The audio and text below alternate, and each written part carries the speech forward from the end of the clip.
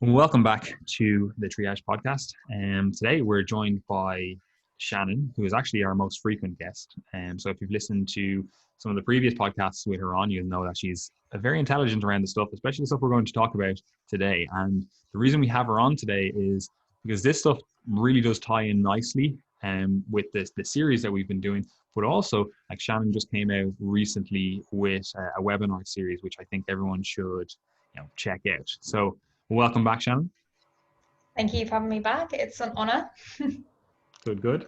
Right. So today we're basically talking about, I'm going to say body image. I'm going to just put it under the category of body image, even though we'll probably go on a few tangents from that. Right. And the reason we're covering it in this series is because if you've ever coached anyone, or like you've tried to coach yourself, you'll probably realize very quickly that body image and results, they're not necessarily the same thing. And what I mean by that is, like, quite often you'll have a client come to you and they'll say, oh, I will be happy when I reach X weight on the scales, or when I fit in this dress size or whatever it is, right? And then you get them the results, but they don't actually have the mindset, the mental results from that. Like, they've achieved their goal, happy days. You as a coach can go, yeah, look, you said you wanted to weigh X, or you said you wanted to fit into X dress size, and we got that. However, the client can still be unhappy, right? And obviously, if you're coaching yourself, like, you can still be unhappy, and that can be very frustrating, where you thought you were going to be happy because you weighed a certain amount, or looked a certain way, or felt whatever it is, right? And then you realize you get to that end point, and you feel like you're not happy. You just shift your goal. You shift to, like, oh, I'm going to now be happy when I reach X or Y or whatever it is. You just shift the goalpost. Or what often happens is people completely fall off the wagon because they feel like they've just, oh, I thought I would be happy when I got X. I wasn't happy when I got X. Obviously, I'm just a complete failure and nothing's ever going to work for me, and I might as well just give up, And this is something that, if you're coaching someone, you really have to know how to basically talk around body image, talk around how someone actually views their body. And coaching that from a coaching perspective is actually really hard, right? And that's somewhat of what Shannon's going to talk about today. But also, I want you to realize that if you are an individual coaching yourself, like, this stuff really is important, because at least with a coach guiding you, like, they can kind of see the pitfalls. If you're coaching yourself, you need to be able to identify these, thought processes, especially like, oh, I'll only be happy when I get X, like, that's very unfulfilling. And I know I always use the example of people say, like, oh, money can't buy you happiness. And like, that's true to an extent. Obviously, like, there's a certain threshold you need to reach, but it's the same with results. Like, results can't buy you happiness. Like, just, you could be, like, I've seen people that are, bodybuilding competitors or physique competitors or whatever. And I objectively, subjectively, whatever you want to say, you're like, you look at their physique and you're like, wow, like, next level here, right? Phenomenal. But they're not happy in themselves. They're not, there's always something else. They're like, oh, well, I want to have bigger arms, or I want to flatter stomach, whatever it is. There's always something else that they're like, oh, I'm reaching for that. And like, that's good. We want to be, pushing towards whatever, we want to be progressing. However, we don't want to have our happiness tied up in that. So Shannon, I'm going to let you have the floor here and flow whatever way you want conversation. And because, like, you've done that webinar series, and it's probably going to be a resource that people can go to after this podcast and learn more about this stuff if they're interested. And obviously, you've been putting a lot of work in that. So tell us a little bit more about, like, body image and yeah. Yeah, for sure. And I think what you've kind of highlighted there is that thought process of, I'll be happy when I look a certain way.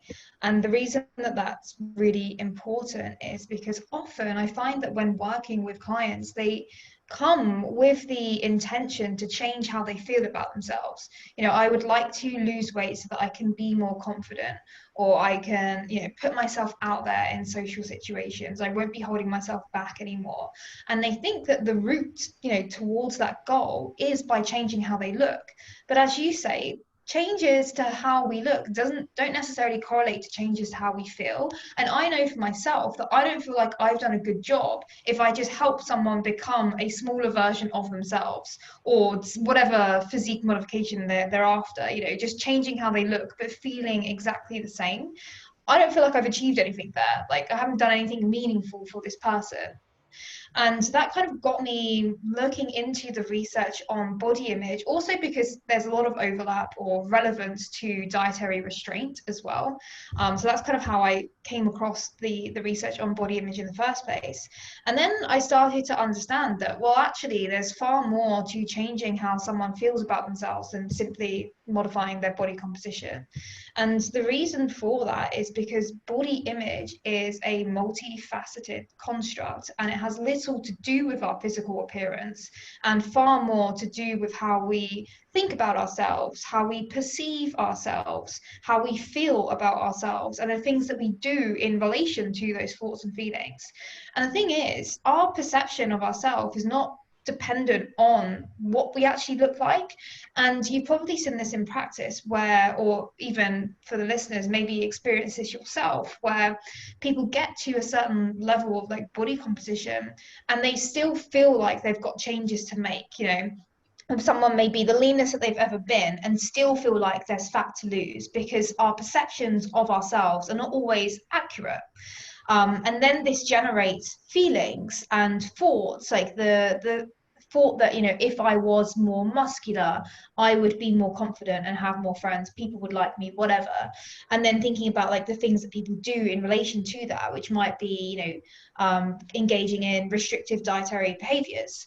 So body image is far more than, it has pretty much very little to do with what you actually look like. It is more about the perceptions that you have of yourself and the way that you experience your body in the world as well.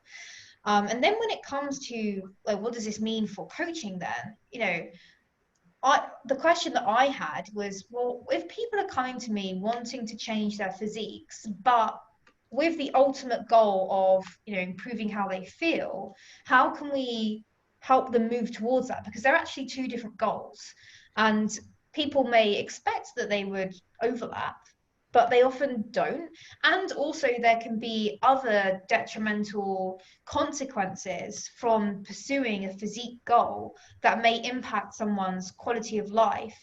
And that can be kind of something that's often not, I guess, expected, or people notice things happening as, again, like restrictive dietary behaviors, and they don't know what to do because they still want to achieve this physique goal. So I was thinking, well, how can we help people do both, move towards a physique goal and feel better about themselves? And that's kind of, I guess, what the whole intention behind the body image webinars was to educate people on what body image actually is, how it's formed, the things that influence our opinions of ourselves, how that manifests in real life, and then how we can reduce a negative body image and promote a positive body image, because they're two separate things. So that's kind of what I've been doing with the clients that I work with, and just kind of seeing the changes in how they relate to themselves, I think is more fulfilling than, like before and after pictures of body composition changes, which really don't mean much at the end of the day. Yeah, and like this is so important because like I was in preparation for this podcast, I was kind of like analyzing my own thoughts, because obviously this is something that like I coach clients through myself, right? And like I've been in this position various times throughout my own history, so like I have both the experience personally, and then obviously the experience coaching clients, which I know a lot of people coaching just themselves, they don't have those two viewpoints. But it's actually really interesting in terms of like how you view body image. Like I was just again analyzing my own thoughts around this, and like things I've thought in the past, and like I can distinctly remember times where I've been like really really lean, and thought, oh look, I actually need to lose a little bit of fat just here, and it's like that'll make me feel more accomplished, or that'll make me feel like I've really succeeded. I'm like I basically can't be happy in the present, because I'll only be happy in the future when I get to this, right? But also in terms of like how day-to-day fluctuations affect your body image, or how you perceive your body image, right? And this is obviously a little bit more important for females because obviously you have like a menstrual cycle that's going to like, hormones are going to vary throughout the whole month. And like you see this archetypically, like it's like people are like, oh, I feel great. Like say week 2 of their cycle, they're like, oh, at the end of it, they're like, oh, I feel great, feel sexy, whatever. And then it's like a week or 2 later, they're like, oh man, I'm literally a whale. I feel like shit. It's like there's the way they talk about themselves and the way they view their own body as a result of that. Like it's you have to be aware of that, right? But just going back to like my own experience of this, like I can distinctly remember, like even just recently, like I've just kind of been like, oh, I want to like tidy up my physique a little bit, like I wanted to just, lose a little bit of fat, right? And like I'll look in the mirror just in the morning or whatever, and I'll be like, oh, look, I'm looking a bit skinny today, right? And then literally like hours later, nothing has changed about my physique. I'll be like, man, I am jacked, So like I can objectively, I can look at that logically and go like, there's probably like very little difference. Like maybe I'm a little bit more hydrated or something, right? But like my view of my body is completely different, like night and day difference. And it's only a few hours have passed. Like my physique has realistically not changed, right? And if I've not experienced that before, like I know people, I say like they kind of shit the bed in terms of like they see their body and they go, oh, look, I'm skinny fat now, like this dieting stuff, it's not for me. Like, especially I'm talking from like a male perspective here where like, you want to be kind of big and you kind of want to be lean. It's like, there's a few different like almost conflicting things going on. And obviously that applies to females as well. But like, I know my own body image fluctuates throughout the day. And if you haven't experienced that yourself and you think, oh, when I get to this, point, I'm going to be good. Like you're almost setting yourself up for failure because you don't have the mindset. You don't have the information required to actually understand and interpret that your body image and the actual physique that you have or whatever, like they are 2 different things, right? And like you can be confident and be obese, right? Like you can be confident in your body and you're like, I'm actually doing like healthful habits. I'm actually doing like exercise that I enjoy. I actually have a deep, meaningful life ethos and philosophy, whatever, right? And you can be confident. And you can also be on the other end of that spectrum and be like, I'm a physique competitor. Outside looking in, people would be like, yeah, you have the best physique on earth. And you can be very low confidence. You can be racked with body image issues and like not be in a good place with all that stuff, right? And as you said, like there is a difference between like reducing negative thoughts around that and then increasing positive thoughts around that.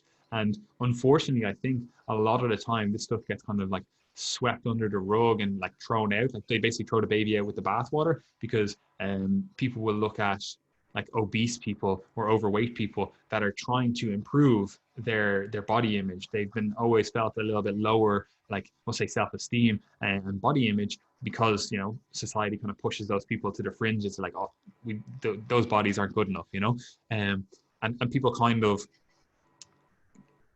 talk more about increasing positive body image as a result and reducing negative body image in that population as well. But that kind of gets thrown out because they're like, oh, well, that doesn't apply to, me, I'm a bodybuilder, I'm a physique athlete or whatever. Like, why would I have to deal with any of that stuff? And in reality, it's like this information is really important, regardless of what your body looks like, regardless of the results you want to get. Like this stuff still applies to you. And I would actually probably say it applies more to you the more your physique matters to you. Like again, like you're a bodybuilder or a physique athlete or whatever, like you don't want to be in a position where you completely subjectively look at your body one morning and go, man, I'm in a terrible position here. And like nothing has changed between your body now and your body yesterday where you felt great. It's like that's a terrible position to be in, especially if, again, like you say, your career is based on your physique. And it also applies to sports as well. But obviously, like this conversation will go on forever if we touch everything. That's why you need to go look at the webinar. Yeah, you've touched on a few important things there. Like first one being that the way that you evaluate your appearance changes more than your actual physical body composition changes. So like feelings of fatness, for one example, or as you say, evaluations of muscularity can fluctuate from day to day. when our bodies barely change, which indicates that there's more to it, as we said, than simply how you look. And there are like a number of reasons behind that, like negative moods, and also like physical sensations that heighten your body awareness. So like you mentioned women and their menstrual cycle. Also when we body check, so when you're looking at yourself in the mirror or stepping on the scale, or making comparisons between how you look versus how other people look. Also like feeling full after a big meal, or bloated or hot or sweaty, or wearing clothes that are tight. Like all of these things can influence our mood and the way that we feel about our bodies, which I think is quite an interesting thing to think about. Again, if you're stuck in that mindset of I will be happy when, it's like, oh, actually I kind of noticed that it changes a lot regardless of how I look, so maybe there is some more work that I need to do here. And then you also mentioned how we shouldn't discriminate between different body shapes and sizes in terms of thinking about who needs to do body image work versus who doesn't, because as we've kind of said, everyone has a body image, everyone has thoughts about their body, and feelings and experiences within their bodies. And you said that those who find that their appearance is a large part of who they are ones who would particularly benefit from doing some body image work. And you're exactly right in that, because appearance kind of investment is one of the biggest risk factors, again, for developing like pathological eating behaviors, or eating disorders, body image disturbances, because you can be, so there's two like components to this: appearance evaluation, so basically the degree to which you're satisfied or dissatisfied with your appearance, and then appearance investment, so the degree to which it really matters to you to feel good about yourself, to have like the ideal body. And you can be dissatisfied with your appearance but not care that much, and you're probably going to be better off than someone who's very satisfied with their appearance but cares a whole lot. And I've worked with a number of people who are in that position. They actually do like how they look, but they're unhappy with the way that they have to maintain that physique. So if you think about, again, physique competitors who are like stage lean and desperately trying to cling on to that, could be some physical health consequences, and also just an impact to their quality of life, you know, missing out on things and all the rest of it. So they're actually probably satisfied with how they feel, but they're very invested in maintaining that body composition, which is even more kind of problematic. So there would be like different strategies, I guess, to kind of address that. And the goal would be to kind of help people to see where they may have like marginalized other aspects of their life. Because when your body becomes like the most important thing in your life, that's when you start to neglect all the other things that are probably still important to you deep down. You know, people can't be present in their relationships with people because they're worried about getting their steps in, or thinking about how many calories they've consumed when they're eating a meal out, or whatever it is. Can see how having too much concern over your shape and weight and how to control that strictly can impact other areas of someone's life. And that's when we really see, as I said, most of like the biggest kind of impacts there. So that's a really important thing to consider. And yeah, just because someone looks good to you doesn't mean that they feel good, and actually probably would have a better quality of life if they let go of their attachment to looking a certain way. But obviously that's a lot easier said than done for a lot of people. Yeah, like it's so weird to me thinking back of like how I felt in the past, or how I've seen clients feel about themselves previously to where they ultimately get to. Like right now, I would think like my body is the least interesting thing about me. You know, I'm like this, like it's something that I enjoy. Like I enjoy like physical expressions and stuff. Like I enjoy like, you know, training, etc. Right. So I'm like, it is obviously a large part of who I am. Like I like being a physical entity, you know. And however, like as I said, like I'll look in the mirror and be like, oh, I'm feeling a bit like skinny fat today, or fat, or you know, or I feel like whatever, right? And it just doesn't matter to me, right?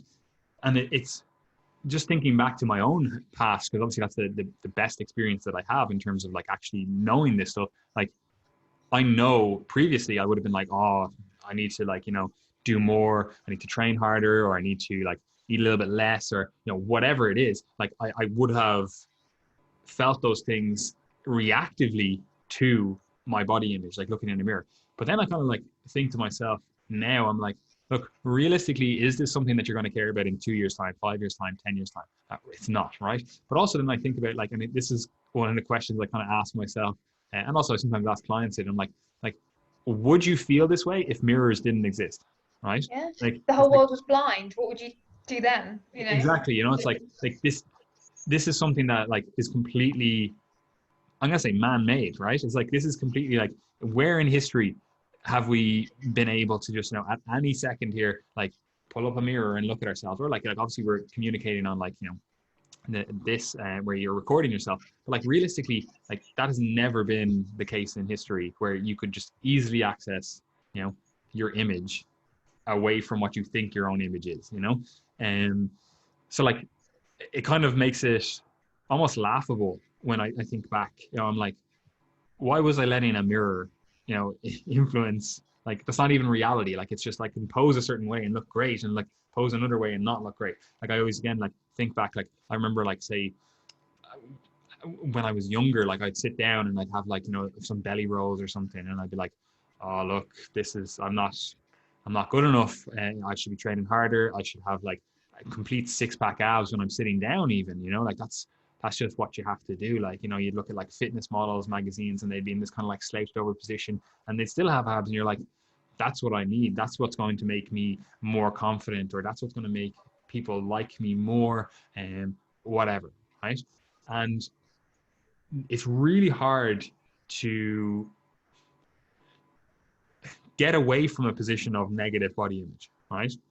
And I think you will kind of touch on this in a second, but it's very hard to get away from a negative association with your body in terms of you're like, I hate my body, right? Like I'm like, oh, this is something that consumes way too much mental real estate for me right now. You know, it's like this is almost all consuming, we'll say. It's like this is something that you're thinking about, and like you're missing out on social occasions. You're missing out on enjoying things that you enjoy. Like you wouldn't go, like say you really like swimming, but oh, I couldn't go swimming now. I feel like I'm so fat or whatever, right? And it's like that's you're missing out on life because of your negative body image, and that can again happen across the spectrum of bodies, right? I think it's a little bit easier to create a positive body image. However, like that, saying that, I don't think either of those things are necessarily easy to do, right?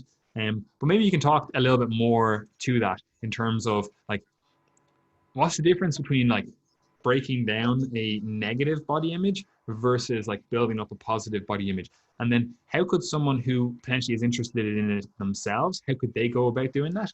But also, how could a coach who's kind of thinking, you know, I haven't thought about this stuff before, I want to help my clients, like how do I address this stuff with them? You know, how do I make sure they're in a good place? Like you said at the start, like if it's just body composition changes you're getting for your client, like that's great and everything. Like that's, yeah, they might feel like that's what they asked you to do, but like it does feel kind of hollow, kind of empty if it's like they're still in a bad position at the end of it with, I was going to say mental health, but mental health is not necessarily the right word, but their overall feelings and thoughts around themselves, like they're not happy at the end of it. Have we actually succeeded, you know? I think to answer this question, you have to have a really good understanding of the person that you're working with and the nature of their body image concerns and the degree to which it's impacting their life and in which way and what you both want the outcome to be. So there's going to be clients who are going to be more and less open to doing work on their body image. For me, I'm fortunate enough that most people come to me with the awareness already that, oh, there's some extra work that needs to go on here. But you may find yourself coming across clients who are displaying some of those like red flags of where they either care a bit too much or it's impacting their life, but they're not aware of the issue. You know, they're caught up in that idea that, once I look a certain way, then all my problems will be solved. So that's a factor that has to be considered, because I was actually looking into the research when it comes to promoting a positive body image on different techniques, because some of the techniques would encourage people to restructure their thoughts, so to identify maladaptive cognitions that are like kind of habitual and faulty and are causing them high levels of distress.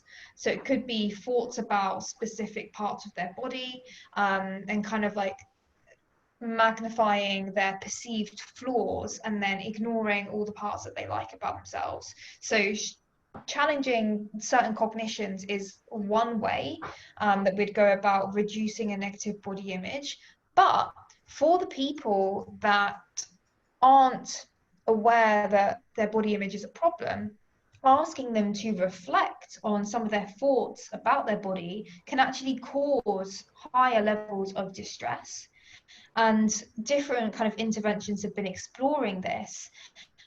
And we see that asking people to focus on parts that they do like, such as like thinking about, there was one program called the Expand Your Horizon program, which is at this stage one of the most effective interventions for promoting a positive body image. And it asks or encourages participants to reflect on their body functionality. So all of the things that your body can do for you. And this isn't limited just to physical capabilities, such as like building strength in the gym or different skill sets or whatever, which is great. But again, you've got to consider the person that you're working with. Some people don't feel confident in their ability in the gym, and they may find themselves comparing themselves to everyone who can lift heavier. So getting them to reflect on their physical capabilities may be somewhat limited. And in fact, our bodies do a whole lot more for us. So the Expand Your Horizons program encourages people to think more broadly about all of the things that our bodies do, such as the fact that by reflecting on like your senses, you know, what are the amazing sights that you've been able to see because you have eyes that work, or what music have you been able to listen to, how have you been able to interact with people and communicate with others, like cuddling, sex, talking to people, being a shoulder to cry on, holding someone's hand, even thinking about your creative endeavors. You know, if you're someone who's into photography or drawing or reading, you know, whatever it is, there's so many functions that our bodies allow us to do, and reflecting on those, it can increase our appreciation for our bodies, you know, on the whole. And that's moving away from objectifying ourselves and thinking about ourselves as objects that are to be valued based on how we look. So it's really important to consider, as I mentioned, where your client is at and what they think is the issue here. So rather than getting them to challenge some of their cognitions, you may have more of an impact by encouraging them to reflect on the things that they do like. And that's kind of linked to the gratitude model of body appreciation, where again, just thinking about the things that we are grateful for can increase our appreciation, which is kind of one of the largest components of fostering a positive body image. But then again, it kind of depends on the degree of impairment as well, because if we're wanting to work towards reducing a negative body image, there can be a lot of value in getting people to develop kind of more of an awareness between the things that trigger the thoughts and the feelings that they have about themselves, and then the things that they do in relation to those thoughts and those feelings. So keeping something like a body image diary can be quite helpful, so people can then identify, oh, when I compare myself to others, all of a sudden I feel shit. And then what do I do when I feel that way? Oh, I want to restrict my eating, you know, or I want to go and exercise excessively. When they start to see those connections there, I think that can help to develop that understanding that, oh, maybe it has more to do with my thoughts about myself rather than my actual body. So again, just thinking about where someone is at there and keeping that diary can really help to, I guess, identify what needs work. So if someone can see that they're prone to comparing themselves to others, then you can talk about that and maybe challenge some of those thoughts. You know, are you thinking about your worst, you know, the areas of your body that you're most dissatisfied with, and comparing that to someone else's best? You know, are you thinking about that person as a person, or when you're comparing yourself, are you objectifying them? You know, thinking about, oh, look at how great that person's abs are. Well, if that's all you're considering, you're not actually viewing that person as a person. You're just looking at them as an object, you know, and what does that mean for the way that we relate to ourselves? So there's different kind of things there in relation to reducing a negative body image. But what it would come down to, again, one of those biggest components is reducing the investment that someone has in their body, if that's a problem for them. You know, if you've identified that they are holding themselves back from different areas of their life, then you can encourage them to think about the implications of that. And I've actually taken clients through this where we draw up a pie chart of all the things that someone thinks is important to themselves as a person and to who they are, and then rank them in terms of their importance. And people have come up with like these pie charts where they've kind of identified that actually my concerns about my shape, my weight, and my eating behaviors are overshadowing all of these other things that I do care about, but I don't act like I care about. Because when I refuse to let my partner cook for me, I'm not acting like I care about our relationship, even though I do deep down, but it's just my concerns about the food that he's preparing that's getting in the way. You know, so people can then kind of draw those connections, and it helps develop that self-understanding, and then you can work on that. And I think that one really nice thing that ties into all of this is getting clear on what someone wants from their life, you know. And something that I've been speaking a lot to recently in the work that Dr. Gabrielle Fundaro and I have been collaborating on with comprehensive coaching is the value of integrating acceptance and commitment therapy into our coaching practices. And one of the things that therapy is based on, or one of the huge kind of principles behind that, is helping people to guide or move towards a life that is meaningful and valuable to them. And by identifying the things that we care about, we can then make sure that our goals are in alignment with the things that we value. And this can help someone to determine whether or not a weight loss goal is even appropriate. You know, are we asking the right questions here? Like, why do you actually want to change your body composition? You know, and again, if it's things like, oh, I value, you know, flexibility and adventure, and I value confidence or self-development, well, then we want to make sure that this body composition change actually is developing you as a person, because it might not be. So getting clear on that, I think, can be helpful to guide, I guess, the intervention. And again, especially when you understand the different influences that we're under, it's very normal for people to want to change their body, and that's understandable. Like, it's not vain to care about how you look, given the importance that our society kind of places on physical appearance. So a lot of people do come with some misguided, you know, notions and misguided goals that they actually don't really want deep down, or it's not really serving them in the way that they would expect. So having that there as the thing, you know, that we want to move towards can be really helpful, especially for someone who is caught up in this idea of, I need to look a certain way, that's who I am as a person. Helping people to step back from the thoughts that they, you know, the stories that they tell themselves about who they are can be a big component of that, because someone may be nervous to let go of some of the focus on their body. If I don't have this, you know, awesome body, who would I really be after that?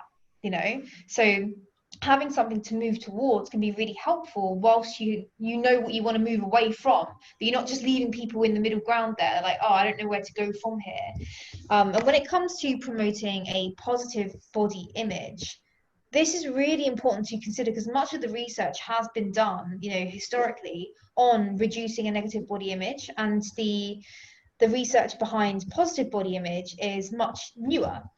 But it's really important to think about this in terms of the work that we're doing with people, because they are qualitatively distinct constructs. So a more comprehensive approach to helping someone improve how they feel about how they look incorporates both, especially when you do think about the society that we live in, because the pictures that we're exposed to on the media, or like just looking at Instagram and all these like photoshopped or whatever posed, you know, models, people are going to be subject to what we would kind of term body image threats, probably on a daily basis. there's always going to be someone who's more attractive than you. And what are you going to do in that circumstance? Is the only way to feel good about yourself outshining everyone else? Or can you learn to kind of accept yourself for where you are and what you do have, and also understanding the other qualities to you as a person, and having a broader sense of what it means to be beautiful, like thinking about someone's inner characteristics,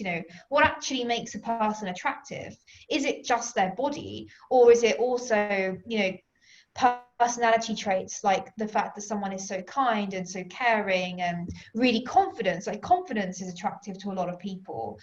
Humor may be attractive, intelligence. So there's so many other things that go into a person.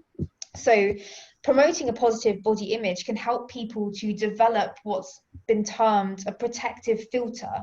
So it may not be the fact that we have negative thoughts about how we look from time to time. A lot of the distress may be caused by how we relate to those thoughts. So learning to accept some of those negative thoughts and still behave flexibly in a way that's in accordance to your values and the type of life that you want to live is one aspect of having a positive body image. So if you think about a concrete example, maybe someone wakes up, feels a bit bloated that day, thinks, oh, I don't really want to go out tonight because I'm not feeling so great.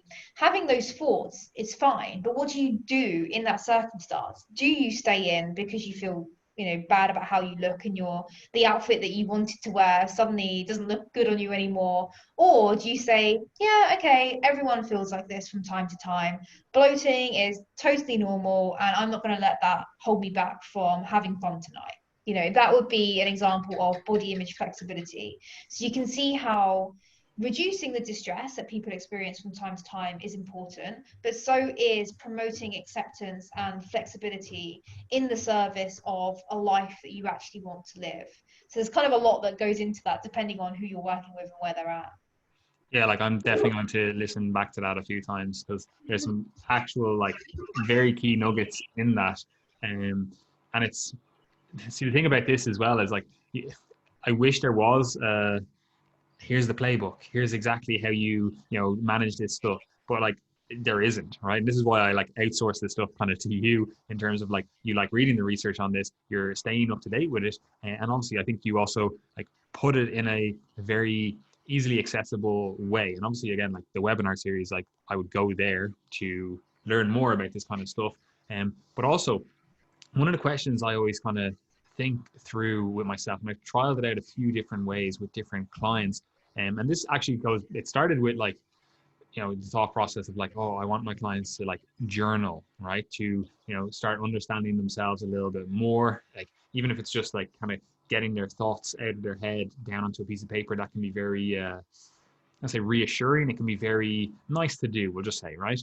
And this was something that I've brought in a good few times with a lot of different clients. And it's something I kind of go back and forth on, right? And the reason for that is, do we need to be doing that every day, right? And the thing that really kind of made me question this was the stuff you said about like, you can actually cause someone to have a negative body image, and having them journal and, think through their thoughts, but also in this context, focus on like, okay, like, why do you have negative thoughts around this? Or like, why do you like, it's very negative driven in terms of, I'm really focusing on like the reasoning behind your negative thought here. And we never actually built a resilience and a confidence, we'll say, at the back end of that, right? And that was something that I always go back and forth on, and I don't think I've really cracked the code with it, right? In terms of like getting the client from the position that they are in terms of maybe they do have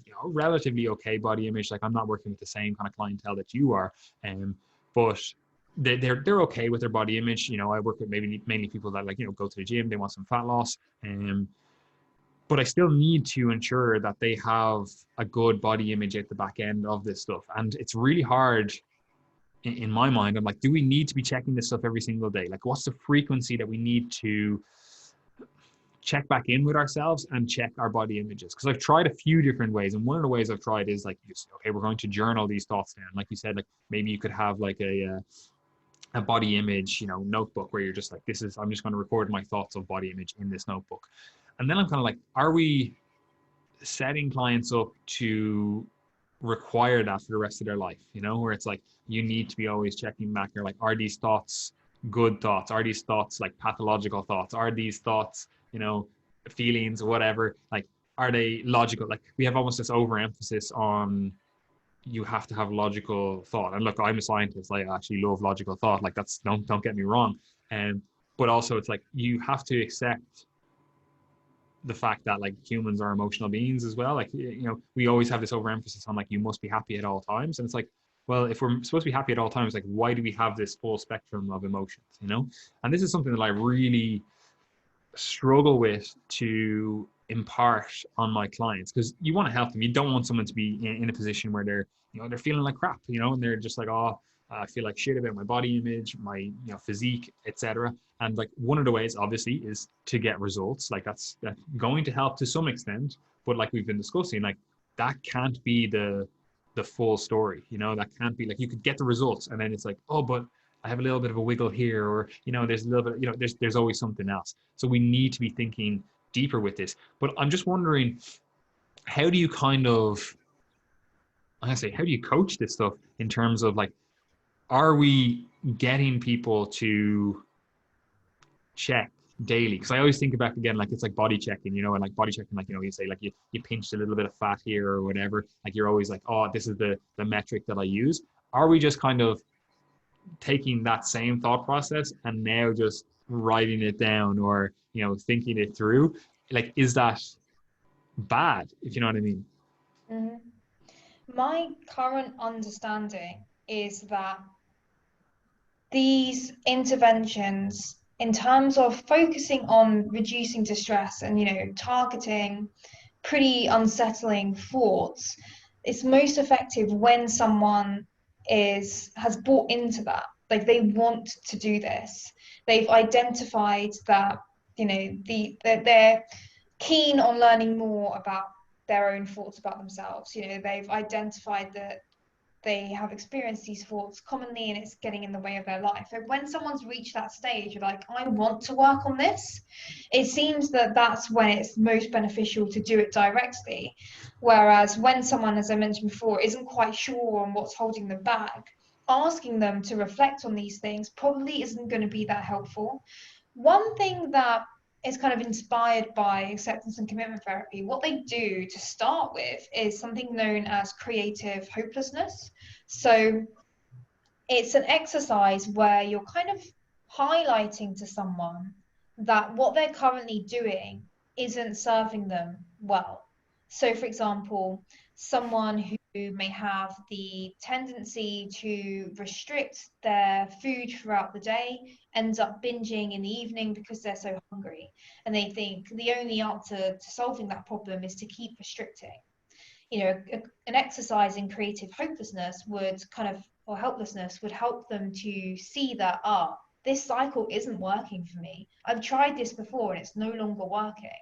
And you can kind of think about that in terms of helping people come round to the idea that their body image needs like internal work, by showing them, as we kind of discussed at the start of the podcast, that, well, you've maybe identified in yourself that changing your body composition hasn't made you happier in the past. You know, that would be an example of creative helplessness, showing them that, I can see from my own experience that how I look doesn't necessarily make me feel better.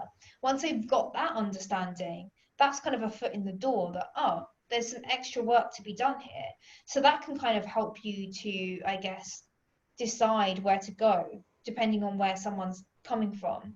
And when it comes to monitoring like these thoughts and these feelings, it doesn't have to be done forever. You know, it's just in those initial stages to really help to drive that message home that, this has helped me identify that I have a problem with comparing myself to others. This has helped me to identify that I have a problem with shape checking. I check myself way too much for my own well-being.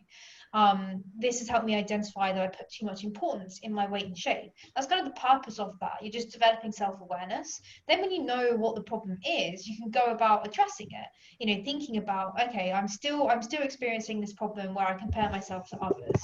What do I do in these situations? And then recording your thoughts around that can really help you gain clarity. And some of the research indicates that simply drawing awareness to these things can help people in and of itself, because we tend to realize, oh, that's not actually that helpful for me. Maybe I can begin to change the way that I think, or when I catch myself checking my appearance and I know that it hasn't actually made me feel any better, I'm more inclined to notice I've checked myself out in the mirror every time I've walked past. Maybe this isn't a good idea. Maybe I should start checking myself a little bit less. So things like that, just drawing awareness is one of the most important things that we can do, and helping people to address those problems once they've identified them. So yeah, like the body image diary can be great for that. But there are some more indirect ways, as we've kind of touched on, with increasing appreciation or gratitude as well, that would aim to promote a positive body image, which we don't even know what has to come first. There's so many different factors here. It's not clear in the research either.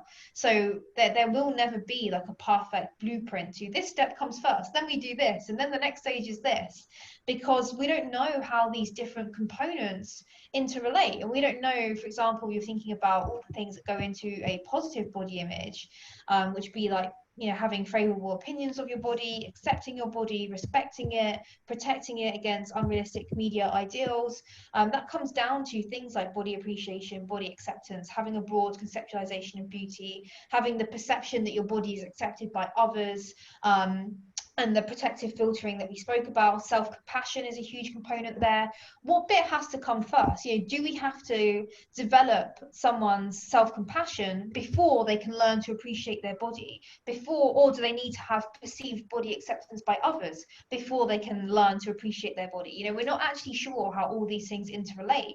And then when you think about reducing a negative body image, do we need to reduce some of that distress that someone's experiencing before they're more open to appreciating their body? There's so many different factors that go into it, that I think that's why it's super important to just be very intentional with what you're doing with someone, and very aware of what they want to achieve, and kind of the influences that they're under and the way that it's impacting their life. I think that's, again, a bit of a broad answer, but it's probably the best way to go about this. Just making sure that someone is on board with the process and is clear on what they want to achieve, and what they think the problem is going to be a large part of that as well. Yeah, and this is like so many things, health and fitness. It's like this is a multifactorial issue, right? It's not like, oh, here's the one thing that you can do to fix this. Like it's never the case with health and fitness stuff. But as a coach, I always kind of think, I'm like, when I'm trying to think of the next intervention or the next step for this client, I'm just kind of thinking, is this going to build the client to be more resilient to these thoughts in the future? But then also, is this building towards a more confident individual? And I think if you use those kind of two, we'll say, heuristics, like, you make better choices. Like, you're not going to suggest like, okay, we're only going to focus on the negative here now.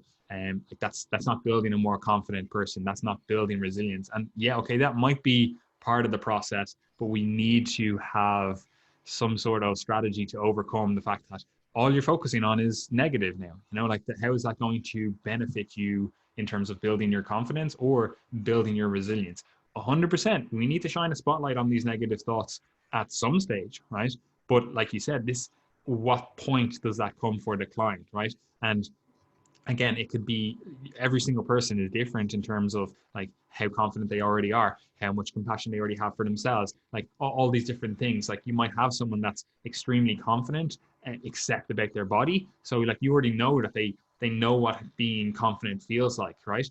That could be completely different to someone that, feels unconfident about their body, and that has leaked over into the rest of their life, and they just really, recluse almost, because they lack so much confidence because of this thing. Like, helping both of those people, that's going to be a completely different experience and a different journey for them. Even though you might use similar tools at different stages, like the way you navigate that, it's going to be completely different, right? So I'm going to wrap it up here, because I am aware that you have a time to go, but where can people find more information about you yourself? Like, you've been on the podcast a few times, so like, they can always go back to those episodes, but where can they find more information about you? And importantly to this conversation, like where can they find more information about this stuff, both in terms of like the webinar and like, are there people out there talking about this? Like, I know you do, obviously, and they should definitely follow you.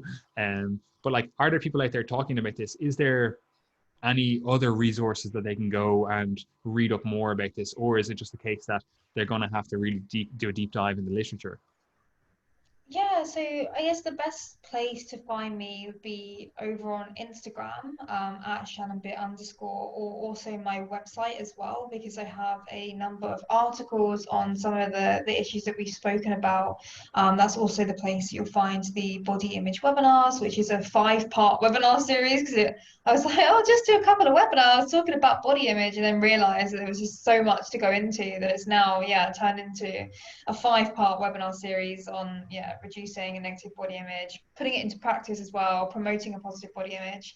And when it comes to learning more about body image in general, I'd say that there are a few key researchers to look out for. So Thomas Cash pretty much pioneered the field of body image, and he has a body image workbook which is quite effective, which can give you a good overview. It's a self-help workbook as well, which is when I've started to think, well, if there's a self-help workbook that's like empirically backed by the research, then what's the harm in integrating some body image work into my practice? Because these people could just be going through the workbook themselves, and we can discuss that, in our coaching. And then obviously I just went deeper into the research. So Thomas Cash, Tracy Tilker is the one who has been doing a lot of work in terms of the positive body image side of things. So I'd recommend checking out their work, or just go onto the body image journal. Like, there is a journal of body image, which is probably, a really great place to start if you want to understand more about just how all of these different factors interrelate. But yeah, I think maybe if you're just getting started, then the webinars would be helpful because it's more of a comprehensive overview. And if you have further questions based on that, then go ahead and do your own research. I have referenced, I think, probably over, I don't know, a few hundred studies in the webinar series. So there's a lot to work on and to go through that for sure. I'm also hoping I do have a podcast, which has been put on the back burner a little bit as I've been working on the webinar series, but I hope to I'm trying to reach out to some of the researchers in the field to talk about their research and the direction that the field is headed. So hopefully there will be some more episodes around these sorts of topics to come. And again, you can find like all the details on my website of my podcast and other podcasts that I've been featured in. So yeah, I haven't even mentioned what the website is. It's shannonlbeard.com. So I'm bad at these things. Don't worry, it's all going to be linked below anyway. Awesome. So yeah, it's actually been a pleasure having you on. And I think like this stuff is so important to actually understand. And I really do hope people take a lot from this episode, and obviously the work that you do. They go shoot you a follow on the old gram, and obviously follow your work.